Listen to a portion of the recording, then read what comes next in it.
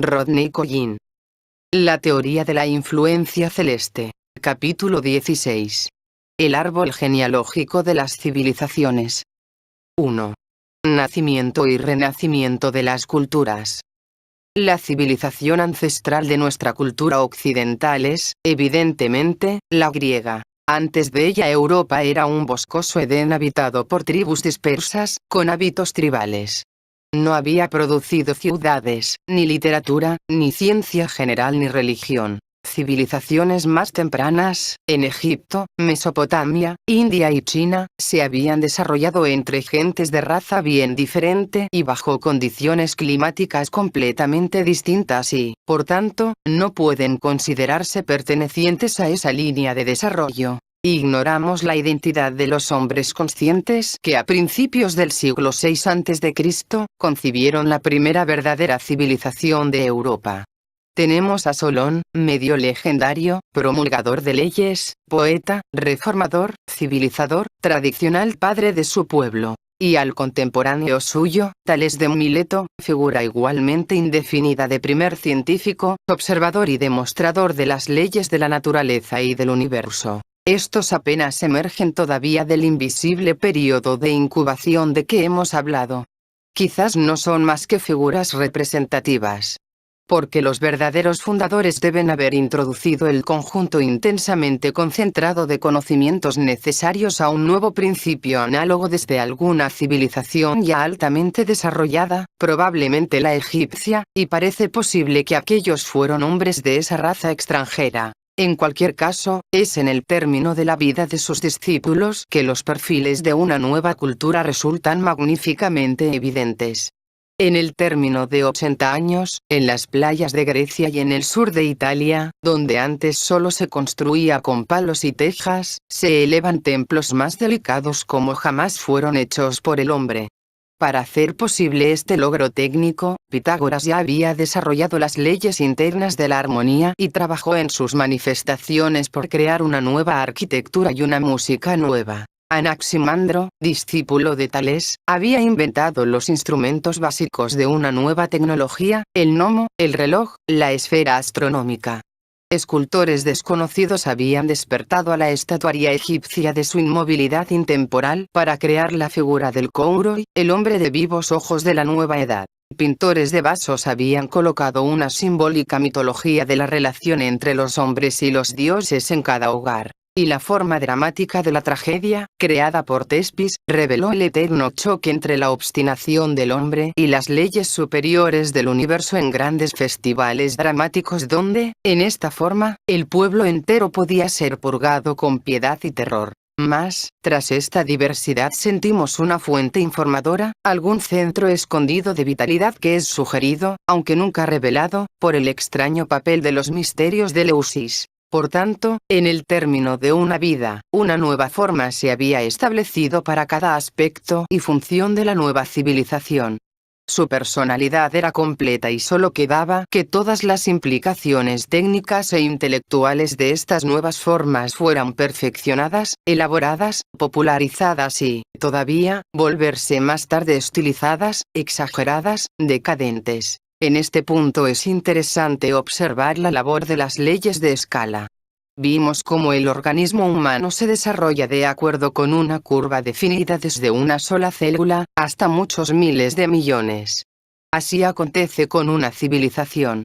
Esta cultura griega, con todas sus potencialidades comprimidas al principio del siglo VI dentro de un hombre o un puñado de hombres, a la mitad del siglo ya había absorbido algunos centenares de los individuos mejores y más creadores y, hacia el final, había organizado dentro de un nuevo modelo de vida a millares de ciudadanos de Atenas, Crotón, Siracusa y media docena de otros centros. Este crecimiento o incorporación de un número cada vez mayor de células humanas continuó firmemente. A lo largo del siglo I, colonias en el Mar Negro, en Sicilia y en Asia elevan gradualmente la población del mundo griego a centenares de miles. En el siglo IV, mediante la instrumentalidad de un gran conquistador del mundo en la persona de Alejandro el Grande, la escala alcanzó los millones. Al mismo tiempo, en exacta relación con este crecimiento, disminuye la intensidad de la helenización y los últimos millones incorporados al cuerpo político griego, tienden más bien a oscurecer su naturaleza, del modo como las capas de grasa acumuladas por un hombre robusto, aunque incorporadas a su cuerpo, solo sirven para opacar su naturaleza y posibilidades verdaderas. Sin duda habrían logrado su destrucción completa si no fuera por los hombres más conscientes como Sócrates, Platón, Aristóteles y otros que continuaron produciéndose desde el centro o cúspide de la civilización. Estos mantienen vivo el organismo. Sin ellos resultaría un monstruoso autómata o Frankenstein lanzándose a la destrucción. Aún así, llega la hora en que la vida interna de la cultura es insuficiente para contener la tendencia patológica que siempre está esperando a atacar a un organismo maduro. Las conquistas se desvanecen y el mundo griego, como un anciano, empieza a opacarse y a batirse. Cuando no tiene sino 4 siglos y medio cae bajo el influjo de la nueva civilización romana y, a partir de entonces, vive una vida de servidumbre, enseñando alcahueteando a su joven ama, hasta que, 800 años después de su fundación, la patria griega es arrasada por los godos y, finalmente, fenece la civilización helénica como organismo independiente. Pero, ¿de dónde ha surgido esta nueva civilización romana? En los comienzos del siglo I a.C., cuando la civilización griega tenía 2 siglos y medio tras sí, existía en Samos la escuela de Epicuro y en Atenas la de los estoicos presidida por Zenón. Quien haya pasado en esa época desde estas escuelas a la frontera todavía bárbara de la ciudad de Roma, lo ignoramos. Pero sabemos que más o menos en esa época ocurrió en Italia exactamente el mismo fenómeno de asombroso crecimiento, de súbitas manifestaciones brillantes en cada fase, a la actividad humana, como previamente ocurriera en Grecia y sabemos, también, que esta nueva civilización romana desde sus más tempranos días hasta su devastación por los hunos y los vándalos, 800 años después, estuvo informada por las ideas gemelas del epicureísmo y el estoicismo. Y, sin embargo, la esencia de esta cultura romana era bien diferente de la griega. Sus monumentos no eran templos, sino caminos y acueductos. Y su instrumento de expansión no era la filosofía, sino las legiones que marcharon por esos caminos. Atrajo a los hombres no por la influencia del arte o del pensamiento, sino por el de la ley y el orden. Así que, después de 3 siglos de crecimiento, su musculatura de caminos y campos sirvió a un imperio todavía mayor al que precedió, unido por el sistema nervioso de la filosofía griega. Fue entonces, en este momento de su madurez, que se concibió en el mundo romano un hombre a quien conocemos históricamente por Jesús Cristo y que, de acuerdo con el relato, en una actividad de pocos años no solo fundó los cimientos de la siguiente civilización, sino que estableció aún cierta forma o ideal hereditario para 3 o 4 generaciones de culturas sucesivas. En este caso disponemos de trazas literarias definidas de un fundador único, de su círculo inmediato de 12 discípulos y de las actas de los apóstoles por las que, en el transcurso de unas cuantas décadas, ideales y organización fueron difundidos a través de todo el Mediterráneo oriental. Esta civilización cristiana primitiva tenía su centro de gravedad en un nivel más sutil que la griega o la romana. Su mayor monumento no fue ni el camino ni el templo, sino un libro, el Nuevo Testamento. Y en sus primeras etapas creció y estaba unida, no por un sistema artístico político, sino por uno metafísico de extraordinario refinamiento. Por así decirlo, su centro de gravedad quedó más cerca de su alma que en cualesquiera de sus predecesores. Más aún en este caso, el cuerpo material de la civilización también creció de acuerdo con las mismas leyes y desde las 7 iglesias en Asia del siglo I, alcanzó a su vez madurez imperial en el reconocimiento de la cristiandad como dogma oficial del Imperio Romano alrededor del año 32 después de Cristo. La civilización cristiana abrazó al mundo, declinó, degeneró. 800 años después de su concepción, el papado, su expresión temporal más alta, era objeto de regateo comercial en el mercado romano. Así murió la civilización cristiana primitiva. Pero ya en 529 un hombre que fue quizás su producto más alto, San Benedicto, había fundado en Monte Cassino un convento donde, en un pequeño círculo cerrado, todo fue reconstruido, hecho otra vez desde el principio, en una forma nueva, apta para una nueva edad. Era el nacimiento de la segunda civilización cristiana o monástica. Carecemos de tiempo o de lugar para trazar con mayor detalle este nacimiento de una civilización partiendo del cuerpo de otra, la cristiana medieval derivada de la cristiana monástica, el renacimiento desprendido de la medieval, la nueva civilización sin nombre del futuro, derivada de la del renacimiento.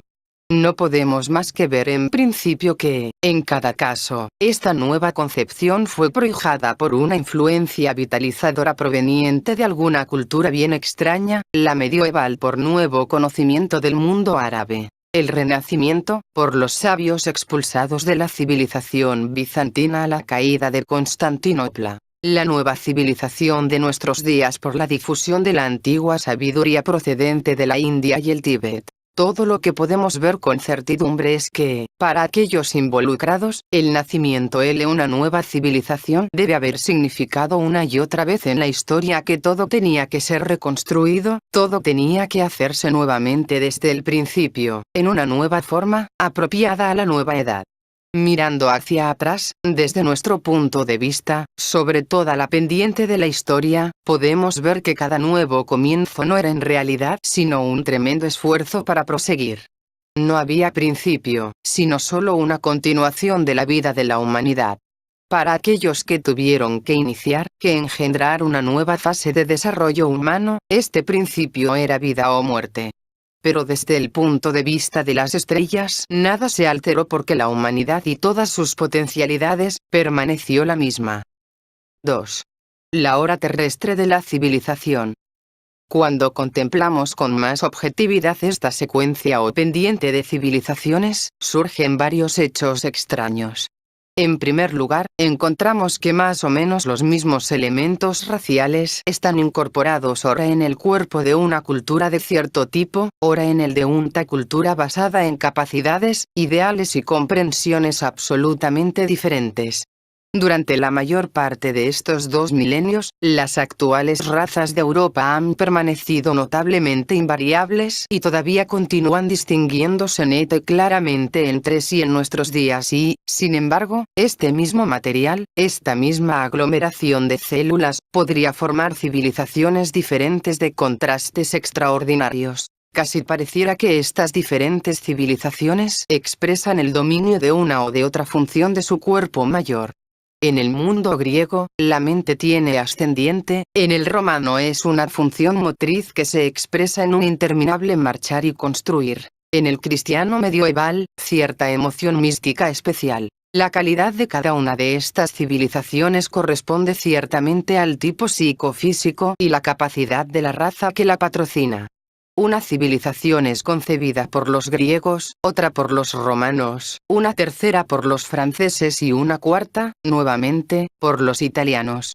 Pero muy pronto todas las otras razas de la familia europea se encuentran imitando con más o menos éxito el ejemplo del líder y, visto en una escala de siglos, el empeño principal de todo el continente parece cambiar del pensamiento al trabajo, el arte, el misticismo, en forma muy extraordinaria e inexplicable. Puesto que el material del gran cuerpo de estas civilizaciones es el mismo que ha cambiado para producir esos diferentes intereses, esos diferentes logros y esos diferentes ideales en épocas sucesivas, ¿podemos trazar algún movimiento cósmico que parezca corresponder a este grado de cambio? Cuando estudiábamos los tiempos del universo, llegamos a la conclusión de que el tiempo de un respiro solar era reminiscente del período de la precesión de los equinoccios, durante los cuales la Tierra mueve su eje alrededor de un círculo completo de estrellas fijas. El efecto de este movimiento es que la posición del Sol en el equinoccio primaveral pasa gradualmente a través de todo el ciclo del zodíaco, siendo recuperada la posición original solo después de 25.756 años. Por tanto, los signos del zodíaco usados como divisiones matemáticas del curso del Sol ya no corresponden a las constelaciones actuales que llevan estos nombres, porque las últimas han sido, por decirlo así, dejadas atrás. En otras palabras, la radiación del Sol actúa en la Tierra en una combinación que cambia lentamente, con cualquier influencia que pueda recibirse desde el centro de la galaxia. En un capítulo anterior consideramos la vida en la Tierra según la analogía de una obra escenificada en un foro alrededor del que las luces de colores de los planetas se movían constantemente para producir efectos emocionales siempre cambiantes. Pero al mismo tiempo, consideramos que el efecto estuviera sutilmente influido en otra forma bien distinta, por una música tenue ejecutada fuera de escenario, que alteraría el sentimiento del espectador hacia la obra, sin que siquiera se diera cuenta de ello. En nuestra analogía, esta mística distante puede cambiarse con el efecto de nuestra relación cambiante con el zodíaco, es decir, con la Vía Láctea. Entonces, si consideramos a una civilización como la ejecución completa de la obra, quiere decir que cada ejecución tendría un acompañamiento musical muy diferente. Y esto, a su vez, significa que el efecto total emotivo será sutilmente cambiado y que la misma obra conmoverá aspectos muy diferentes de humanidad, según vayan siendo incitados. Como recordamos, el eje entre la Tierra y el Sol se mueve gradualmente alrededor de todo el zodíaco en 25.765 años. Este periodo no solo parece equivalente a un respiro solar, sino que, considerando que la vida de la Tierra tiene una duración entre 1,5 y 2.000 millones de años, también representa exactamente la mitad de un día terrestre. Por tanto, el tiempo que emplea este eje en pasar a través de uno de los signos zodiacales, esto es, 2150 años, corresponderá a cierta hora en este gran día de la Tierra. Y como una hora de la mañana, el mediodía o el atardecer en los días comunes del hombre, cada hora cósmica tendrá su calidad propia, sus propias posibilidades y su propio llamado emocional. Más aún, si imaginamos a esta hora cósmica de 2150 años, formando una octava, cada nota de esta octava durará un poco más de 300 años. Estos 3 siglos parecen corresponder completamente a una generación de cultura, es decir, el tiempo entre el nacimiento de una civilización y el momento en que, habiendo alcanzado madurez, da a su vez nacimiento a la nueva civilización que habrá de suplantarla. En esta forma vemos que la octava de civilizaciones europeas que hemos intentado discernir puede, en cierto modo, representar el efecto de las 7 notas sucesivas de una hora terrestre en el mundo de los hombres y, teóricamente, una cadena de civilizaciones semejantes debe representar un día entero en la escala de la Tierra. Pero aparte del ciclo europeo que hemos estudiado, es verdaderamente difícil establecer cualquier cosa de modo bien definido, aunque una octava previa o, quizás, hasta 2 octavas de civilizaciones puedan discernirse en Egipto. Y existen indicios de otros milenios de cultura en América, China, India y Mesopotamia. Empero, remontándose todavía aún más, es interesante considerar las muchas leyendas de cierta catástrofe terrestre, a la que se atribuye la destrucción del continente de la Atlántida y haber producido una rotura casi completa en la cadena de la cultura humana. Hoy día, la comparación de evidencias astronómicas, geológicas, arqueológicas y míticas, parece confirmar semejante catástrofe y situar su fecha entre los años 11.000 o 12.000 a.C. En ese remoto período, el Sol estuvo en el equinoccio primaveral, en vez de estar en Piscis o en Aries, como en esta última edad, estuvo en el signo de Libra. Esto significa que en el solsticio, en lugar de quedar colocado el Sol en dirección opuesta al centro galáctico como ahora, queda en la misma dirección.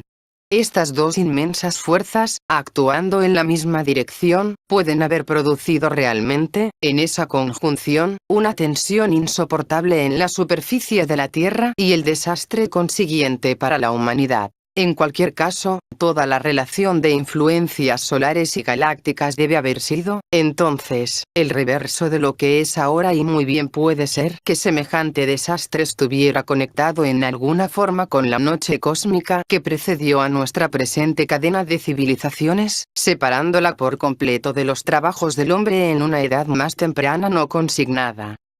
3. La era de la conquista del tiempo. Cuando más estudiamos este ciclo de civilizaciones pasadas, más urgentemente se nos plantean estas preguntas. ¿Qué es nuestra civilización? ¿Cuáles sus características? ¿Cómo puede desarrollarse? ¿Estamos asistiendo a un nuevo nacimiento o solo a una muerte obvia? Estas preguntas son muy difíciles de responder. Porque visto de cerca, con mucha frecuencia la decadencia parece progreso y el progreso parece decadencia. Igual que pueden parecer idénticos por un momento un día primaveral y otro de otoño. Empero, si contemplamos el pasado, observamos que realmente vivimos en un mundo muy diferente al que existió hace 100 años, diferente en ideales, expresión, comprensión, intereses, posibilidades y en cualquier otro aspecto. Y si consideramos que una generación de cultura dure de 300 a 400 años y situamos el nacimiento de la civilización del Renacimiento alrededor de 1450 después de Cristo, nuevamente aparece claro que una nueva era ya debería haberse iniciado para nosotros. Pero ¿cuándo se inició? ¿Cómo se la puede reconocer? ¿Por medio de qué signos podemos distinguir a la nueva en desarrollo, que parte de la antigua agonizante? La principal característica de esta nueva cultura, que algún día podrá ser llamada la era de la conquista del tiempo, no fue aparente en un principio. Así como el Renacimiento, era de la conquista del espacio, no principió con el descubrimiento de América, sino con la invención del dibujo en perspectiva, que capacitó por primera vez al hombre para proyectar con precisión 3 dimensiones espaciales en 2, así esta nueva era fue lanzada por novedades mecánicas y filosóficas cuyo significado real quedará oculto en el futuro. La conquista del tiempo es, en verdad, una anomalía, así como lo fue la conquista del espacio. Nadie puede conquistar ni el tiempo ni el espacio. Ellos representan, siempre representarán dos diferentes proyecciones de nuestro universo, el plano y la elevación, por así decirlo. Y tan imposible es conquistar alguno, como imposible es conquistar la superficie de una mesa o una manzana. Sin embargo, tales superficies pueden ser estudiadas, exploradas, penetradas, y se puede alterar permanentemente su configuración como cuando uno siente, pellizca y por fin muerde la manzana. Y en este período, cuya concepción está en un lapso alrededor del año 1865, de hecho los hombres aprenden a explorar el tiempo, a comprender al tiempo y a entrar en una relación con el tiempo, diferente a la que disfrutaron con anterioridad. Entre las innúmeras invenciones de este período, solo necesitamos escoger 3 para demostrar esta tendencia. En 1872, Edward Muybridge anticipó la cinematografía rompiendo el movimiento en unidades constitutivas con cámaras coordinadas que registraron las posiciones sucesivas de caballos de carreras. Oculta en esta invención se encontraba la posibilidad de volver a unir estas unidades de movimiento en formas diferentes, esto es, de reproducir eventos ya más rápida ya más lentamente de lo que realmente fueron, o a la inversa. De un solo golpe se había mostrado una técnica para destruir la ilusión con la que los hombres habían vivido durante millares de años, la de que el tiempo fluye en una dirección, a una velocidad uniforme. 4 años más tarde, Alexander Graham Bell inventó el micrófono. Y, nuevamente, dentro de este invento aparentemente sencillo, quedaba la posibilidad de que un solo hombre se dirigiera no a centenares sino a millones de hombres simultáneamente, de proyectar su voz y su presencia sobre todo el mundo, sin la mediación del tiempo. Previamente la comunicación humana más allá del alcance del oído se basaba en el tiempo. Si un hombre deseaba dirigirse a un gran número de otras personas, tenía que hablarle a la multitud en un lugar, luego, transportarse a un segundo lugar, hablar ahí, moverse a un tercer lugar, etc. Aun si escribía un libro, el libro tenía que ser impreso y las copias tenían que enviarse a los lugares o países donde vivían los lectores. Y todo esto significaba tiempo. Una tercera invención, la del fonógrafo de Edison, lograda en 1877, tuvo el efecto inverso. Anteriormente, las ondas del sonido desaparecían casi instantáneamente con su producción. No había manera de conservarlas más allá del tiempo que tardaban en reverberar o en hacer eco, medio minuto a lo sumo. Ahora, de repente, el sonido pudo conservarse en la misma forma que las imágenes visuales se habían conservado durante siglos. Un discurso pronunciado hoy podía reproducirse exactamente en 10 o en 100 años. Súbitamente el tiempo se introdujo como una dimensión en fenómenos donde antes no estaba presente. Hay, de hecho, una definida condición en este cambio de la relación del hombre con el tiempo, y esta condición empezó a ser descubierta en la séptima década del siglo XIX. El movimiento mecánico implica tiempo, en tanto que el movimiento electromagnético, en relación con la percepción humana, es instantáneo. Por ejemplo, una carretilla solo puede existir en un solo lugar en determinado momento, mientras que la misma luz puede existir simultáneamente en muchos lugares. Desde el principio del mundo los hombres han estado rodeados por fenómenos de estos dos órdenes. Pero hasta el siglo XIX habían permanecido enteramente distintos. El movimiento de un cuerpo físico solo podía conducirse mecánicamente con el empleo de tiempo. El movimiento de una impresión visual, que depende de vibraciones electromagnéticas, era instantáneo e impreservable. Las invenciones que constituyeron la simiente de la era del tiempo se originaron del descubrimiento gradual de que el movimiento mecánico y el movimiento electromagnético eran intercambiables.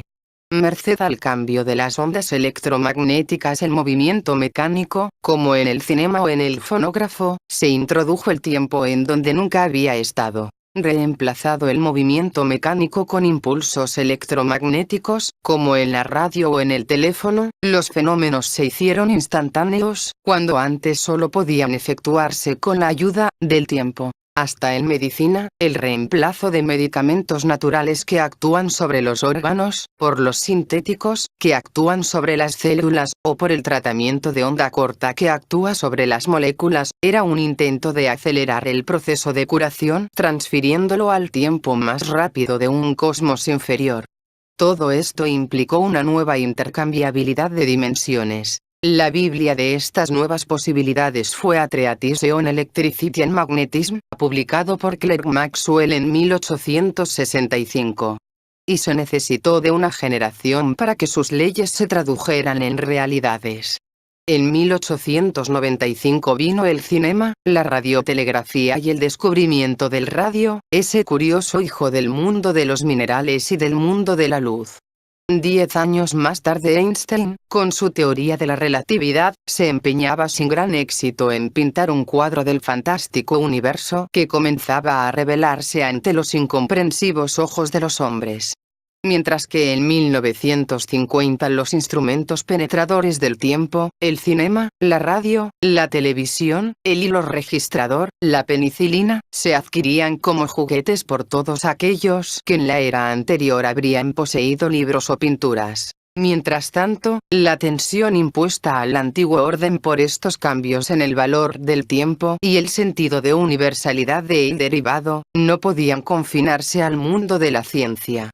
Pronto se vio claro que ellos también debían operar en la esfera política y acarrear ahí cambios similares y engendrar hombres de análogo temperamento.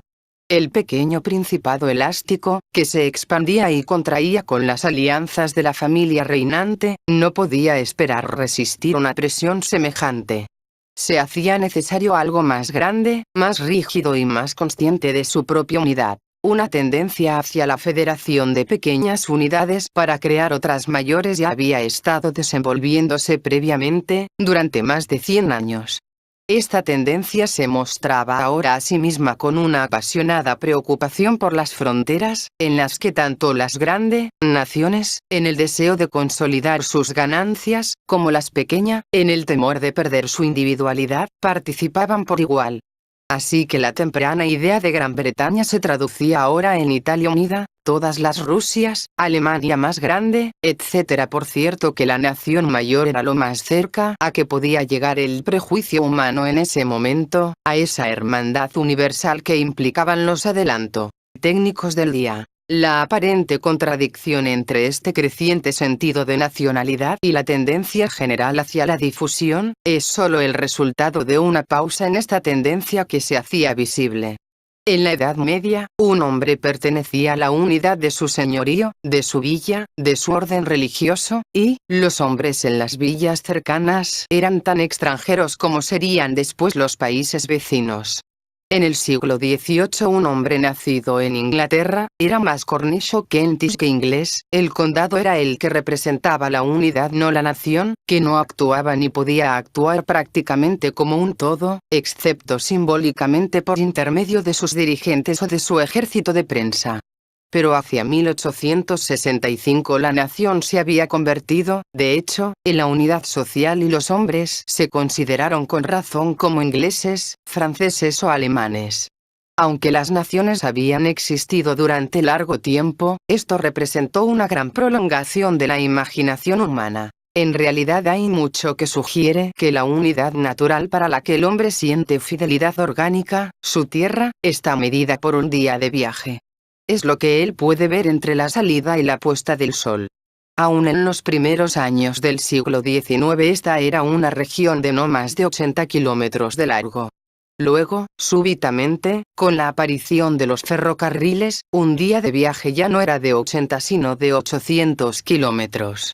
Y es sorprendente que en Europa las naciones que empezaron a cristalizar alrededor de 1865, y hacia las cuales sus habitantes empezaron a sentir un patriotismo tan nuevo y apasionado, eran en su mayor parte de esta escala de tamaño. Así como a mediados del siglo XX, el hábito de pensar en continentes y subcontinentes ha sido impelido en el hombre por el alcance del aeroplano en un día de vuelo. De hecho, la autoconciencia creciente de las naciones, que tan marcadamente se desarrollaron desde 1860, tiene otro aspecto. Brinda, en otra escala, un paralelo con la creciente autoconciencia que, también, se esperaba con toda evidencia del individuo por razones cósmicas, y que más adelante debemos estudiar con detalle. Como siempre el nuevo concepto del Estado cristalizó alrededor de individuos dramáticos. Así como el rey Arturo, Carlomagno, el Cid, habían personificado a la primera Inglaterra, la primera Francia y la primera España, ahora, muy repentinamente, se levantaron también nuevos héroes nacionales o fueron inventados, para personificar su renacimiento. Estos héroes representaban unidad, reforma, democracia. Representaban la lucha contra las castas, contra el principio aristocrático que, haya tenido éxito o no, era obligado a representar esta vez el papel de villano, desde que el pueblo, de acuerdo con la nueva tendencia a la difusión, asumió la parte noble. Así que los mismos héroes que en los países más antiguos, maduros y estables aparecieron a guisa de escritores y filósofos, en los más jóvenes que surgían se elevaron como rebeldes políticos y unificadores. En los Estados Unidos, Lincoln, el pobre muchacho campesino, había de simbolizar la derrota del viejo sur aristocrático. En México, el indio Juárez, la derrota del conquistador europeo. En Italia, el marinero genovés Garibaldi, la derrota del poder político de la religión. Todos ellos representaron, también, la nueva unificación de sus países y los tres habían de ser transformados por la imaginación popular en figuras suprahumanas, mucho mayores y grandiosas de lo que fueron en vida, los nuevos héroes nacionales. Tanto los físicos que trataban de ver ahora todo en términos de vibraciones, como los políticos que intentaban consolidar áreas cada vez más grandes dentro de sus respectivas fronteras, representaban, por tanto, una profunda tendencia hacia la síntesis, hacia la unificación. La Cruz Roja Internacional de 1864, la Unión Postal Internacional de 1875 y la Primera y Segunda Internacionales de Trabajadores, de 1864 y 1889, fueron otras tantas expresiones del mismo impulso por borrar las fronteras, por reconciliar lo lejano y lo próximo, que siguió espontáneamente a la superación de ciertas, hasta entonces, rígidas barreras del tiempo. Sin embargo, todo esto había sido anticipado en una forma muy curiosa. Más o menos al mismo tiempo en que los científicos habían estado haciendo sus asombrosos descubrimientos, aunque completamente separada de ellos, una extraordinaria pléyade de poetas y escritores se había levantado en los grandes países de Occidente y, a su propio modo, estaban reconstruyendo, también, todo el pasado, el futuro y el múltiple presente del hombre moderno. En el año 1870 Víctor Hugo tenía 68 años, Hans Andersen 65, Tennyson 61, Whitman 51, Tolstoy e Ibsen 42 y Nietzsche 26. Y todos se encontraban en plena creación. La presencia de tal grupo de profetas poéticos en Occidente es extraordinaria de por sí. Todos fueron profundamente religiosos, pero de una nueva manera libre, no confinada a ninguna doctrina. Todos poseyeron un hálito y un alcance, una inmensidad de visión del tiempo y del espacio, que hicieron posibles por primera vez los descubrimientos de la nueva era. Y todos, en forma muy especial, resumieron y encarnaron el espíritu de sus respectivos países, reconstruyendo, por así decirlo, la herencia de cada uno para que sobreviviera en la era por venir. Durante el florecimiento gótico tales hombres habrían sido abades o eclesiásticos. En el Renacimiento, pintores y escoliadores. Ahora aparecían fundamentalmente como escritores, pero como escritores que, al modo de Hugo y Tolstoy, podían, si había ocasión, penetrar y actuar en el mundo externo de la política y de la reforma social y aparecer ahí con estatura mayor que la de los políticos y estadistas profesionales. Una de las misiones de estos hombres, en su efecto sobre el tiempo, tenía un curioso paralelo con la de los hombres de ciencia antes mencionados. Era la de remodelar el pasado de sus respectivos países y hacer aceptable tal pasado, desde un nuevo punto de vista. Un ejemplo sorprendente es Notre Dame de París de Víctor Hugo, porque en este libro no solamente evoca París medieval en pavoroso realismo, sino que coloca dentro de ese París un punto de vista humanitario que ahí nunca existió. Y logra esto de tal manera que el cuadro del París medieval resulta permanentemente alterado, para todos los hombres que llegan después resulta un compuesto de la realidad y de la reconstrucción de Hugo, y nunca podrán anular su trabajo. En la misma forma, Anderson reconstruyó y fijó permanentemente un cuadro de la Escandinavia precristiana. Tennyson reconstruyó y fijó permanentemente un cuadro de la Inglaterra de Arturo. Tolstoy reconstruyó y fijó permanentemente un cuadro de la Rusia napoleónica y Whitman reconstruyó y fijó permanentemente un cuadro de la patria de Lincoln. En cada caso la reconstrucción fue tan grandiosa, tan completa y correspondió con tanta veracidad a ciertas actitudes de la nueva era, que fue aceptada casi al instante, con preferencia a cualquier otra memoria. En un aspecto, todos estos hombres desempeñaron el extraño papel de mejorar el pasado, es decir, de hacerlo aceptable para el presente y el futuro, que corresponde a todos los fundadores de una nueva era.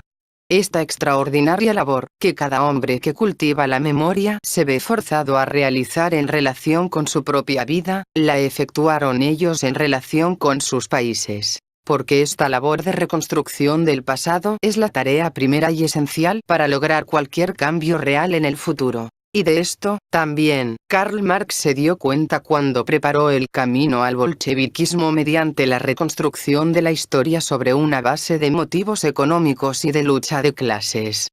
Pero Hugo, Andersen y Whitman laboraron sobre el tiempo en forma inversa a la de Marx. En lugar de eliminar los ideales que existían y regían en el pasado, reemplazándolos con los motivos humanos más bajos, de codicia y violencia como él hizo, intentaron proyectar en el pasado un ideal más alto que el que realmente prevaleció, en cualquier grado, ideales más comprensibles para la nueva era.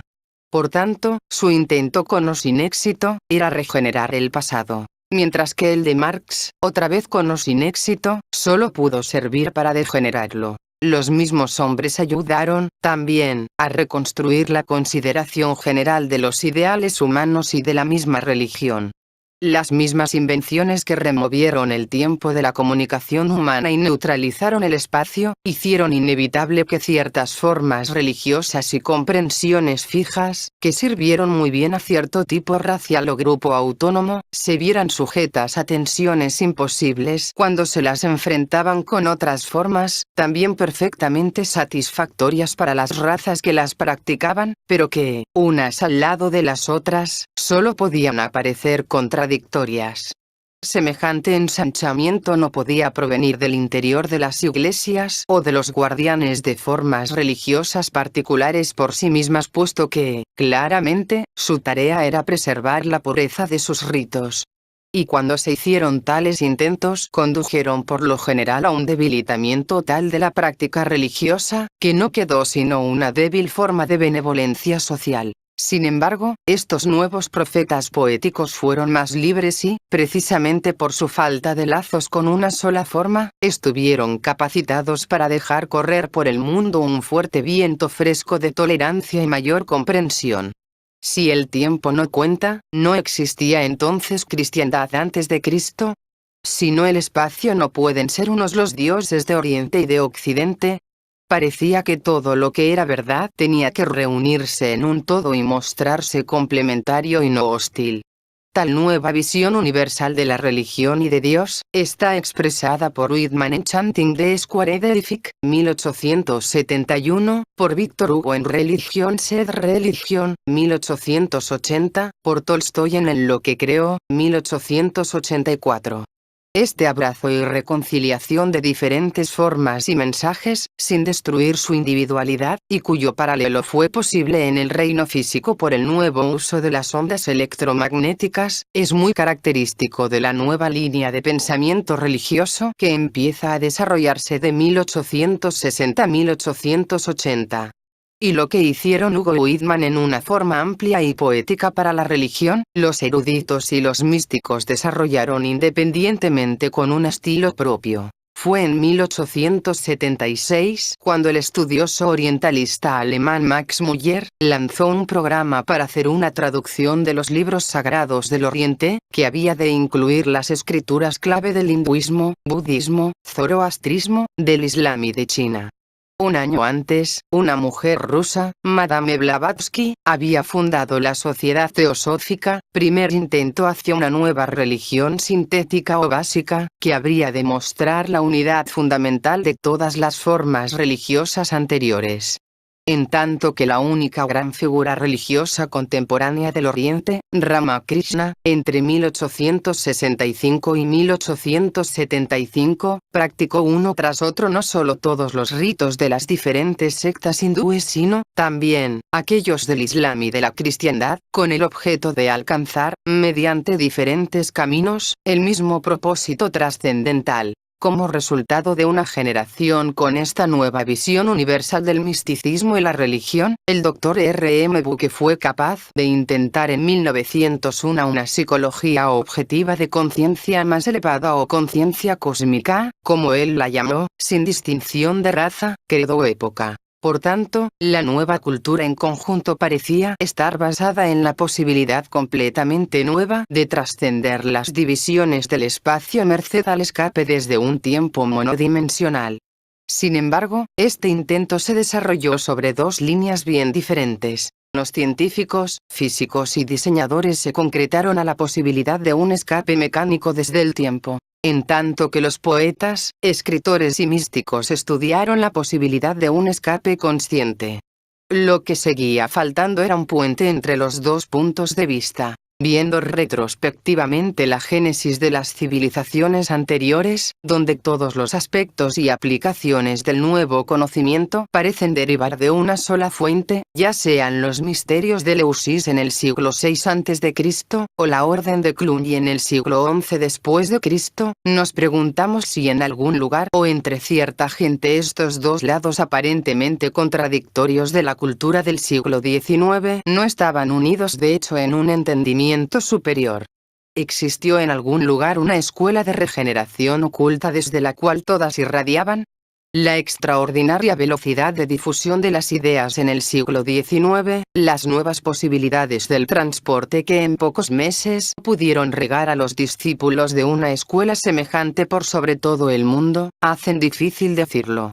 En verdad, las mismas características de esta era parecen implicar que las ideas nuevas pueden empezar a vivir en muchos lugares simultáneamente, sin comunicación directa. Al mismo tiempo, es extraño cuántos de los trabajos clave que acompañaron a su nacimiento y que tienen la cualidad peculiar del conocimiento directo de una escuela esotérica, parecen derivarse de Roma. El Fausto de Goethe fue completamente reconstruido después del famoso viaje italiano de 1796, por el que había esperado tan largamente y él, en su vejez, atribuye su éxito al hecho de que conserva permanentemente el período de desarrollo de un alma humana. Del mismo período en Roma data su teoría de los colores, que proclama que la luz es la forma más elevada de materia que conocemos, y que los colores no son sino modificaciones o corrupciones de la luz pura. Idénticamente la misma idea es expresada en forma poética por Shelley en 1821, inmediatamente después de su regreso de Roma. La vida, cual domo de cristal de múltiples colores tiñe la alba radiantez de la eternidad. Esto es particularmente sorprendente cuando recordamos que precisamente a esta época Roma era el escenario del nacimiento de la escuela alemana de pintores prerrafaelitas, cuya labor se basaba en una nueva comprensión del color, en relación con la idea de una percepción diferente y del cambio requerido del ser para lograrla. En 1848 la fraternidad prerrafaelita inglesa surgió del mismo grupo. Y aunque es difícil perseguir a los impresionistas franceses hasta el mismo origen, excepto posiblemente por medio de la visita de Manet a Roma entre 1855 y 1860, es notable que desde el principio su objetivo fue precisamente pintar luz por el empleo contrastado de colores puros en lugar de las mezclas. Los artistas tenían que hacerse conscientes de sus propias impresiones resultantes de la luz y reproducirlas, porque es por medio de estas que cada hombre vive y conoce la realidad. Hacia 1865 y años subsiguientes, la analogía de Clerk Maxwell entre las octavas de colores y sonidos, entre la altura del tono y el matiz, entre la sonoridad y la sombra puso, por fin, al estudio de la luz por los pintores, en relación directa con el nuevo conocimiento de la electricidad y el magnetismo y demostró su sujeción a las mismas leyes que gobiernan otros fenómenos innúmeros, anteriormente considerados como inconexos. Esta nueva teoría de la luz y de vibraciones fue utilizada por otro del grupo de Roma, Charles Sebastian Cornelius, para reconciliar los fenómenos de los mundos material y espiritual en libros tales como Sobre la influencia recíproca del cuerpo y el alma 871. Mientras que más o menos en este período las implicaciones de esta nueva comprensión en el reino del tiempo empezaron, también, a conocerse. El Peer Gynt de Ibsen, que sugiere tantas otras verdades esotéricas en forma dramática, fue escrito durante su estancia en Frascati, cercana a Roma, en 1867, como lo fue Eterna recurrencia de Nietzsche, durante su viaje por Italia en 1881. Este último libro, que por primera vez relaciona la idea de recurrencia, implícita en la teoría electromagnética de vibraciones, con los temas de la conciencia y el desarrollo del hombre, habría de influir profundamente primero en Hinton y después en Ouspensky, cuya explicación de las tres dimensiones del tiempo abrió el camino hacia una reconciliación final entre el nuevo conocimiento de la ciencia moderna y las viejas ideas de eternidad y regeneración. No podemos saber con exactitud qué categoría de escuela existió en Roma entre 1800 y 1880, de la que emanaron tantas ideas creadoras de la nueva era. Sin embargo, en todas sus huellas hallamos la misma comprensión: la luz como la única fuerza creadora y unificadora del universo, la octava como la modificación de la luz pura en forma y color, y el tiempo, recurrencia y el alcance de todas las posibilidades, como las tres etapas del ascenso del hombre hacia la naturaleza de la luz. De modo que si preguntamos cuál es la característica de la nueva era y cómo puede distinguirse de la anterior, podemos contestar: lo que separa y divide pertenece al pasado. Lo que reconcilia y une pertenece al futuro. Y el camino hacia la unidad se encuentra por medio del escape del tiempo.